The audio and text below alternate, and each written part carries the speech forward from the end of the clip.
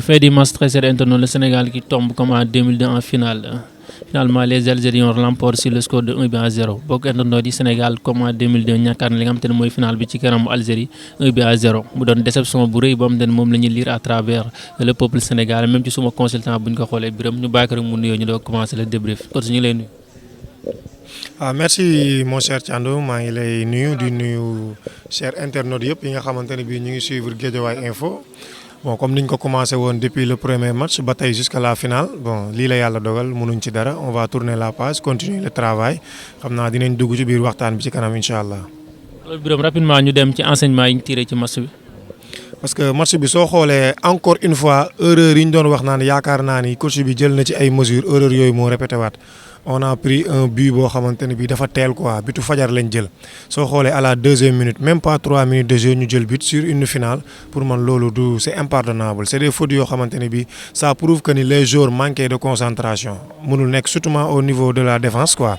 Sénégal but yu mu jël yëpp 2 buts la jël bi mu jëlaat contre Algérie on l'avait pris à la 47e minute ñu maanaam 2 minutes après la mi-temps. tey tamit ñu jëlaat but 2 minutes après le coup d'envoi cela veut dire que ni kon l'équipe manque de concentration te normalement une équipe comme le Sénégal avant la compétition on était favorite on était équipe première de l'Afrique ñu ñëwaat di jëm ci di jël ay erreurs yoo xamante ni bii c'est des erreurs yoo xam ne mënoon na ñàkk quoi man je pense que ni li ñu doon wax yëpp naan renseignements yi ñu jël ci premier match bu demi-finale pour man yooyu tourné nañ page yooyu mais tey loolu moo ñu dalaat ci finale bi vraiment mu nekk loo xamante ne bii mënoon na ñàkk quoi. nga wax léegi ci ay erreurs défensives donc coow li bëri au niveau de la défense am ñu naan mënoon nañ may pas Abou Cissé chance am ñu dem ba sax vers la nouvelle convocation de Kara Mbodj. waaw surtout loolu moom c'est 2 points essentiels yoo xamante ne bii souvent gars yi dañ koy wax quoi benn bi moom mooy l'utilisation de Pape Abou Cissé xam moom c'est un défenseur boo xamante ne bii vraiment il nous a montré ses qualités. joué na Europa League di dajeek ay attaquants yoo xamante ne bii c'est des cadres quoi ku dem bay marqué ay Higuaín ak consort nga xam ne am na niveau bi bu ñu ñëwee nag début compétition utiliser woo ko ba final en tant que entraîneur doo nangoo jël yenn risques yi da ngay xaw a ragal quoi pour l'absence de Kara Mbodj man depuis le début je l'avais souligné Kara Mbodj mënoon nañ ko boole ci effectif bi non seulement cadre la te bu ñu fàttee ne avant la compétition Kara Mbodj c'était le meilleur buteur de cette génération moom rek moo ci dugal 2 buts ci CAN. xam nga mënoon na ñëw ak expérience am amal ñu benn njariñ comme le Ghana l'a fait avec Gyan Asamoah et comme l'Algérie l'a fait aussi avec Belayni mais tamit comme li ñuy wax c'est l'entraîneur c'est lui qui détient le dernier mot lii la préféré woon vraiment l'équipe le groupe aussi était en place parce que ñafe nañ ba ñëw final mais man je pense que aujourd'hui nous tous nuñ koy waxee ñu ngi jooy absence su Kara Mbodj quoi mais nag bon ce qui est fait est déjà fait bon il faut tourner la page et concentrer sur les futurs inchallah. alors coach au niveau du jeu parce que gis nañu bii matinal lañ jël mais ñu courir déjà le score ba match bi jeex. waaw man je croyais que ni bi ñu jëlee premier but man je me suis dit que ni comme bii ñu ngi ko jël à la deuxième minute il nous reste 88 minutes de jeu plus le temps additionnel mais soo xoolee réaction yi ñu ciy am chaque fois mooy algériens yi pièce bi ñu doon woo dugg nañ ci buñ ñëwoon ci statistiques yi fin di nga ko xam ñu woo nañu ci combativité woo nañu surtout suñu nervosité. après suñu joueurs yi ñu ngi mer ay Idrissa Gana Gueye di jël carton ak keneen jékki-jékki ba jeetuñ après ñun lu nekkoon suñu fort mooy on sortait proprement le ballon mais tey soo xoolee jeu bi yëpp lan la quand on bloque Sané Kouyaté il a la tendance muy di relancer bal bi noonu comme ça Algérien ci loolu la ñuy woo Mbaye Niang devant bu dikkee mbëkk rek la mën wala mu denc jox gars yi du am benn sens il fallait conserver la balle. faire rouler la balle et puis ñu leen di nax comme positionnement yi ñu doon def permutation yi doon am entre Sadio Mané Mbaye Niang entre Ismaïla Sarr Mbaye Niang permutation yooyu ñu doon gis tey gisuñ ci dara tey lu ñuy gis défense bi góol bi day passe benn ak central bi rek ak central bi jàllax ci kaw ñu dem jouer yi Algérien loolu lañ bëggoon maanaam il nous empêchait de jouer te réussir nañ ko soo xoolee moo tax seen entraîneur à chaque fois dafay jël benn numéro 6 boo xamante ne bi c'est un gendarme il lui met toujours devant la défense taxawal foofu la koy wax bu ñu jógee mbëkk nga récupérer deuxième ballon bi après nga jouer ay Mahrez il garde la balle ainsi de suite ay Belaymi ñoo ñëpp dañuy garder balle bi parce que loolu lañ bëgg sénégalais yi bu ñu sànnee ñoom ñu récupérer te boo xoolee surtout ñoom ñoo gagné deuxième ballon yi match tey bi algériens ñoo gagné deuxième ballon bi lu bari te loolu ñun ñoo ko doon gagné en l'occurrence de Idrissa Gana Gueye ou bien Pape Aliou Ndiaye ñooy récupérer balle bi génne ko proprement passer sur les côtés mais tey finalement je sais pas xaw ma c'est à cause de la finale je sais pas c'est à cause de la pression aussi mais tey boo xoolee équipe bu Sénégal daal jeu bi ñu ko xamee woon tey franchement gisuñu jeu boobu ci moom. wax nga ci jeu bi mooy lenteur bi ak au niveau de l'animation offensive au-delà de ça mu am ay déchets yu bëri yu ñu constaté mais côté individuel amoon na Alex ku ci mel ni Sadio ak Ismaïla ñu gis ñu doon tenté lu bëri mais apporté wul dara. non vraiment côté boobu moom on félicite Sadio et Ismaïla Sarr de passage Ismaïla soo xoolee même le penalty bi ñu arbitre am ñu dem VAR refusé ko Ismaïla yooyu yëpp mooy provoqué mooy centré mooy def lépp même chose pour Sadio Mané tey sax gisaat nañ Sadio Mané boo xam day wàcc ba ci suuf di jàpp marquage pour yéegaat ci kaw parce que xam na ni final la final c'est une fête mais la fête aussi ça se gagne tey final bi li ñuy wax fête bi Algérie lay ameewul Sénégal final man gëwma loolu ay fête la dañuy dem feetu non dañ naan les finales ça se joue mais ça se gagne aussi mais tey ku ñu gën a amalul benn njariñ ci kaw mooy Mbaye Niang je sais pas man tout le temps je lui def dama ko doon défendre naan mi ngi ñuy defal match mais parfois day am occasion yoo xamante ne bii surtout l'occasion qu'il a eu yow tu as éliminé le gardien mais il faut mettre un centre les Sadio Mané consorts tout le monde attendait le ballon mais il faut mettre un centre gars yi ñu dugal ko on va dire que c'est Mbaye Niang qui a marqué le but on a gagné on va dire c'est le Sénégal qui a gagné il aurait dû mettre un centre là-dessus mais dóor na ko naaw na au moins essayé na benn balle sax avec son pied gauche mu naaw mais d'accord naa mais Mbaye Niang tamit il faut que tamit bu mu basé wu ni c'est pas un attaquant axial rek que yéen bon dafay mel ni yéen a ma ko jox rek man lii laa mën lii laay def du loolu il faut jouer collectivement comme nu mu doon jouer jusqu'à ba demi-finale mais tey finale bi gisuñu Mbaye Niang bi ñu xamoon quoi Mbaye Niang boo xamante ne bi day peser ci défense bi di def ay permutations di si jàppale si def lépp mais tey daal boo xoolee Mbaye Niang daal dafa jouer ak demi-mesure quoi raison pour laquelle entraîneur bàyyi na ko mu jouer parce que def na ay changements offensifs yu bari mais soo xoolee gisuñu benn Mbaye Niang ñun daal soo xoolee match bi lu ñu ko gën a pertal c'est la colonne vertébrale de l'équipe sauf le gardien. La colonne vertébrale mooy la défense l'axe central le milieu récupérateur et l'attaquant pointe tey colonne vertébrale boobu tey daal moo doxul vraiment. moo doxul ñu wax tamit ci changement yi parce que am na ay polémique. non changement yi moom bul sonn Aliou Cissé il a pris le risque de faire sortir des milieux terrain pour entrer des attaquants dem na ba attaque bu ñu am yëpp dugg nañ ñoom ñëpp dugg nañ mais soo xoolee benn instant dafay am après ce qu'on appelle ay télescopage dañ doon dajee ci flanc yi tout le temps. soo xoolee même Diao Baldé Faye bi mu duggee day jékki-jékki fekkante fa ak Sadio Mané man doo comprendre man dama yaakaaroon benn instant bi ñuy génnee Mbaye Niang on ne va pas faire entrer Mbaye Diagne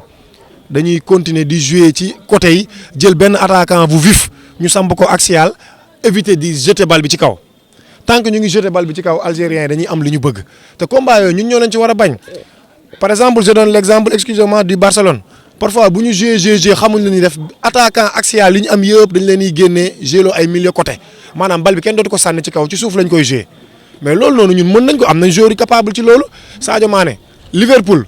match retour am Liverpool ak Barcelone Sadio Mané lan la joué attaquant la joué parce que benn instant waa Barcelone du ñu gisati bal bi kenn sànneetu ko mu koy jël di aw ci axe bi mais loolu lañ doon xaar ñun tamit mais Mbaye Niang mu génn ñu indi Mbaye Diagne je sais pas on l'a fait entrer place Pape Alioune Ndiaye mu ñëw mais Mbaye Diagne tamit vraiment xaarul li ñu doon xaare à chaque fois qu'est-ce qu'on nous dit ay joxuñ ko 90 minutes mais attends mais celui jour bi ñuy jox 90 minutes mais il nous faisait de bons matchs mais Mbaye Niang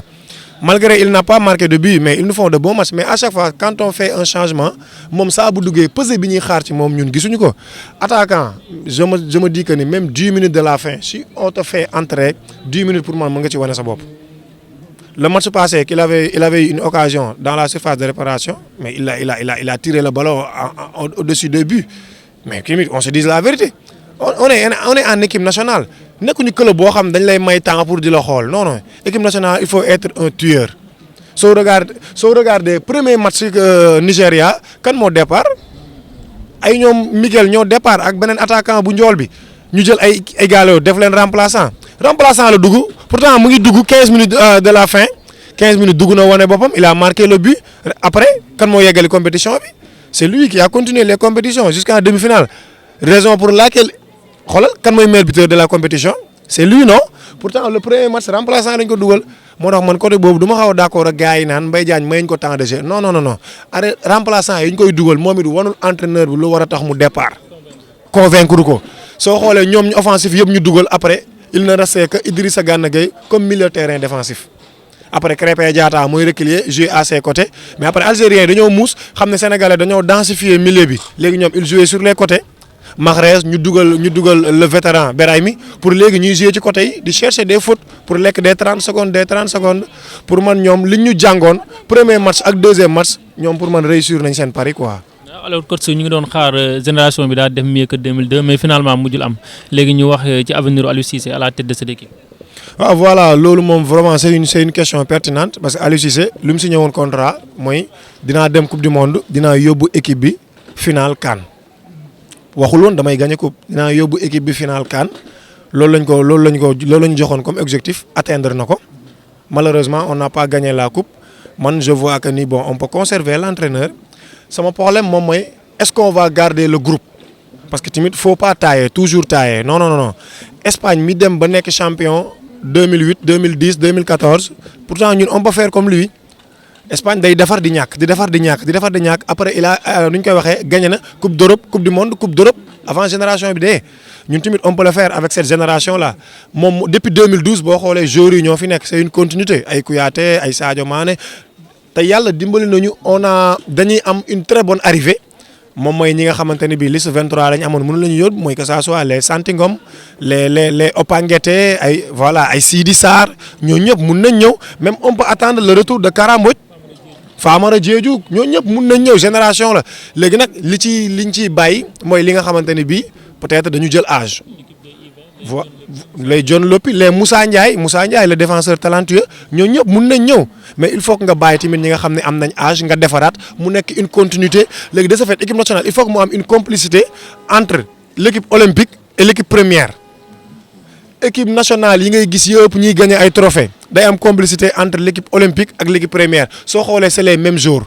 moo am France moo am Argentine moo am Brésil mais ñun Sénégal parfois dañuy jël benn génération di ko utiliser ba mu usé yaakaar naa ne loolu Aliou Cissé dina si jël ay matuwaayam bu baax a baax fu mu toll nii li des moom mooy mu tirewaat enseignement ci final bi bu baax a baax xam ne njëkkoon na def erreur ci commencement match yi après il s'est rectifié ñu ñëw ba final soo xoolee erreur yooyu mu amaat mais il faut vite tourner la page conscientiser les joueurs wax leen ne leen atteindre uñ objectif nag faut pas dire que ni am nañ final atteindre nañ suñu objectif non. final mooy amener la coupe au Sénégal lii la yàlla dogal mooy il faut tourner la page continuer le travail surtout ba pare les 12e gaynde aussi bon ñu ñëw ñu jàppaat ci c'est pas la peine ñuy génnee yenn mots yu insolents yi yooyu yëpp jaru ko sport la da ngay defar rek sport comme lu ñuy wax sport li nga ji képp moom ngay bay nañu kon ne liggéeyaat préparer prochaine échéance yi dese nañu benn CAN avant coupe du monde nañ préparer ñaari compétition yooyu. alors ñu bàyyi la nga ñëw ci statistiques yi ñu doog a terminer. waaw vraiment comme statistique soo xoolee faute yi algériens yi defoon premier match tey loolu lañ defaat premier bi ñuy gagné ñoom lors de notre défaite les Algériens avaient fait 34 fautes dont 17 en première mi-temps et 17 en deuxième cette fois-ci ils ont fait 14 fautes en première mi-temps et 17 en deuxième mi-temps ça fait au total 31 fautes. L'équipe sénégalaise a fait en première mi-temps 2 fautes et en deuxième mi-temps 14 fautes cela veut dire que ni la deuxième mi-temps dañ ko entamé par nu ñu koy waxee dañu bàyyi ba ñu jël but après ñu commencé deuxième mi-temps bi ñëw di leen fekk si di leen bousculer di dal seen kaw ñoom tamit ñu ñuy provoquer ñiy dalante si kaw c'est-à-dire que loolu la wane soo xoolee soo ñëwee ci corner l'équipe sénégalaise a eu en total 4 corners l'équipe algérienne a eu 2 corners carton l'équipe sénégalaise a eu 2 cartons. L'équipe algérienne a eu 3 cartons. Sur les occasions, l'équipe sénégalaise a eu total 8 occasions de but. 8 occasions yoo xamante ne bii j'avais boolewuma ci penalty bi nga xamante ne bii VAR da ko bañ quoi boolewuma ko si soo xoolee kon match tey bi doon nañ ëpp occasion ci match yi statistiques yi ma yor yëpp match tey bi kese lañ am total 8 occasions. On avait minimum 11 à 12 occasions kon je vois que ni ñun on a un problème. Contre l'équipe Algérie aller en match de poule et en finale je vois que ni piège yu toll noonu équipe Sénégal warul mun a tomber ci piège yu mel noonu war nañ mën a jouer ak algériens yi ñun nax leen algériens yi soo xoolee man je me disais que ni le match que l'Algérie a livré contre la Côte d'Ivoire sénégalais yi moom la ñu waroon def match de référence man j'avais suivi totalement le match j'ai suivi tout le match mais soo xoolee pendant les 15 premières minutes Côte d'Ivoire mën na ko dóor 3-0.